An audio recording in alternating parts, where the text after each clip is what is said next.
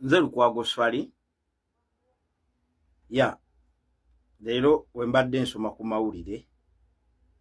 Mpise ku mawulire era nengasoma agagamba nti Uganda esabumitinzeeyo erinnya lya Ambassador Olara Otunnu naye avuganye ku kifo kya UN Secretary General.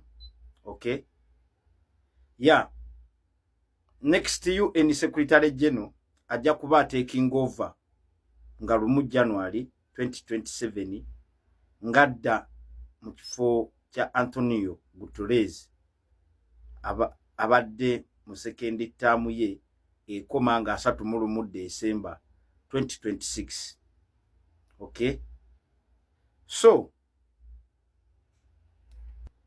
wakati wa August ne October General Assembly ejja kuappointinga Secretary General.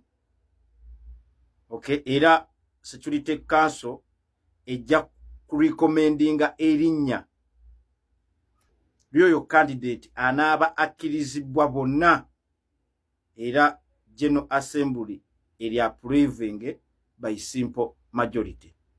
Okay, bani abali vuganya ku kifo ekyo?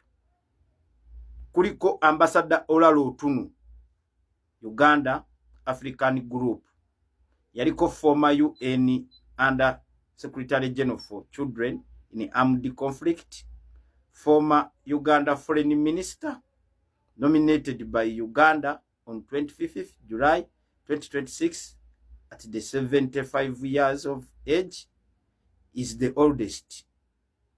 Then inofuna Michelle Bachelet, Chile, Latin America and the Caribbean, former president of Chile, former UN High Commissioner for Human Rights, nominated by Brazil and Mexico.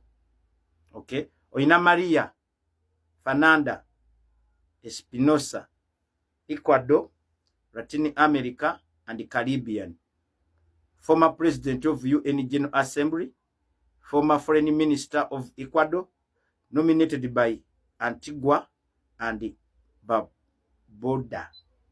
Okay. Omulala Oinara Faro Gross, Argentina, Latin America and the Caribbean. Yaliko director of General IAEA since 2019, nominated by Argentina.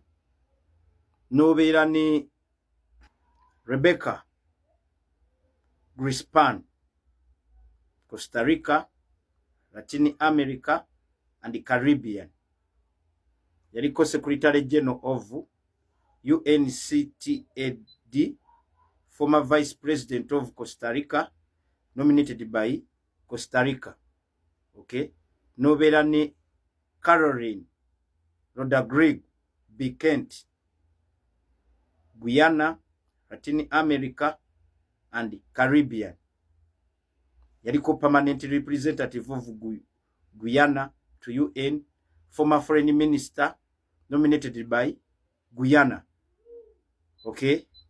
Nobeera ne Macky Sall, Senegal African Group, former president to Senegal. Okay. Trump yabadde floatinze FIFA boss Gianni Infantino, but is not formally nominated. Ani ateberezebwa okutwala ekifo ekyo? Uganda officially yanominatize Olara Otunnu ku Friday July 2026, era that makes him the African Group candidate in the race. What does it mean? Kuba kati waliwo ekintu naye tekiri written, naye boogera ku regional rotation. Okay, there is no official rule, but there is an unwritten tradition of regional rotation. This time there is a widespread view it's Latin America's turn, and 5 of the 7 candidates are from Latin America and the Caribbean. African chances. Otunnu and Macky Sall are the two African candidates. If Africa pushes for a return to an African Secretary General, Otunnu would be Uganda's bet. He is emphasizing reform and conflict resolution in his vision. Okay? Security Council veto. The real decision is in the 15-member Security Council, where the permanent 5 have vetoes. Diplomats say there is no obvious front runner right now, but Gross is seen by some as a front runner. Gender factor. There is also a strong push for the first woman Secretary General. 4 of the 7 candidates are women. Bottom line, Uganda has put Otunnu forward, but winning requires support from the Security Council, permanent 5, plus General Assembly majority. The race is wide open, and the Security Council straw polls starting this week will start whitening the field down. Now, eyo yeresi gye basindisemu Ambassador Olara Otunnu. Kati Museveni this time round secondinga Olara Otunnu. Back in the 1990s, Olara Otunnu wanted to be a UN Secretary General, but he only needed to be seconded by his own government, which Museveni refused to do. Even when Olara Otunnu tried to claim that he was a citizen of Ivory Coast, Museveni made it clear to the United Nations that Olara Otunnu traces his origin from Uganda. That's how Museveni frustrated Olara Otunnu's bid for the UN Secretary General position back in the 1990s. Okay? Back then, in the 1990s, UPC was still strong, and Otunnu was hard on Museveni's atrocities against the people of Acholi. Museveni feared that the documented exposure of masses, Olara Otunnu would link them to the United Nations, thus frustrating his quest for the UN Secretary General position. Now, why is Museveni today changing his stance on Olara Otunnu, whom he failed to become the UN Secretary General? Okay? Sometimes back, the same United Nations sent 2 of its agents. Okay? That was Olara Otunnu and Ahmed. Olara Otunnu was sent to Uganda, then Ahmed was sent to Egypt to effect regime change in their respective countries. Do you know what Museveni did? Was to mastermind the 2010 Lugogo bombing. Okay, you know, United States of America is so essential. Okay, is so influential at the United Nations. Okay, because the United Nations headquarters are in New York. USA is the #1 funder of United Nations institution. So what Museveni did was to mastermind the 2010 Lugogo bombing. And back at those days, America instigated the idea of terrorism. Terrorism, from time immemorial, its fight has been used by United States of America, okay, to promote its interests within Middle East and on the African continent.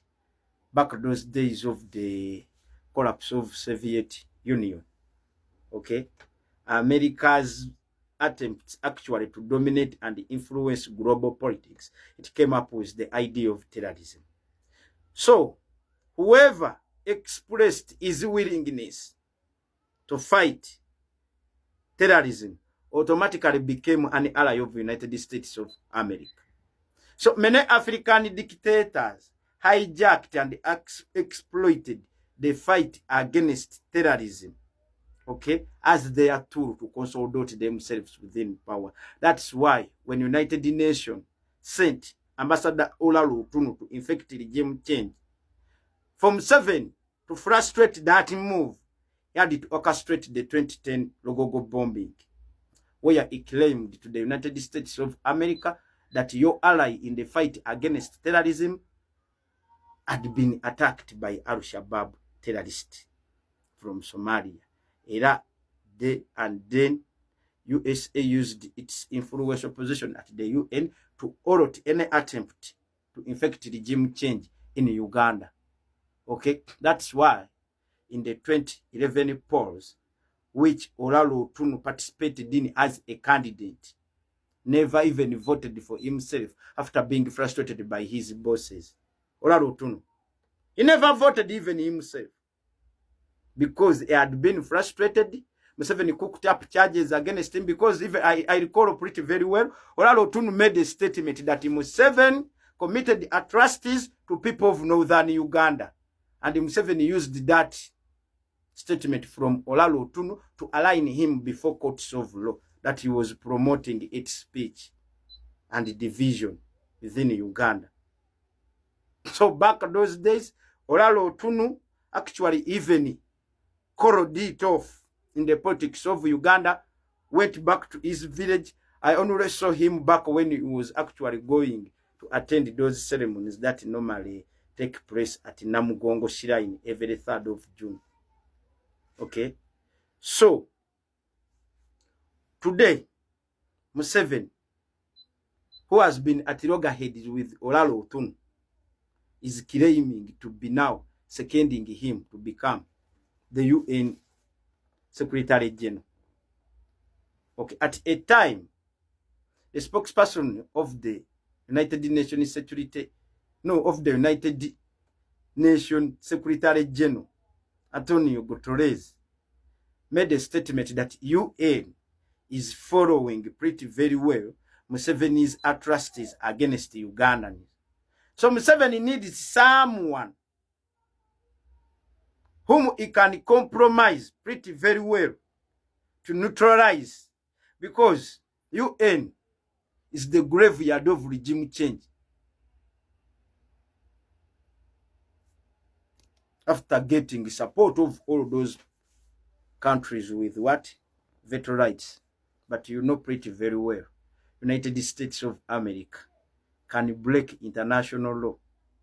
It has the veto right, but once one UN member state with the veto right say no, UN cannot effect regime change. But we've seen America breaking international law by arresting a sitting president like Nicolas Maduro, okay, killing leaders in Iran.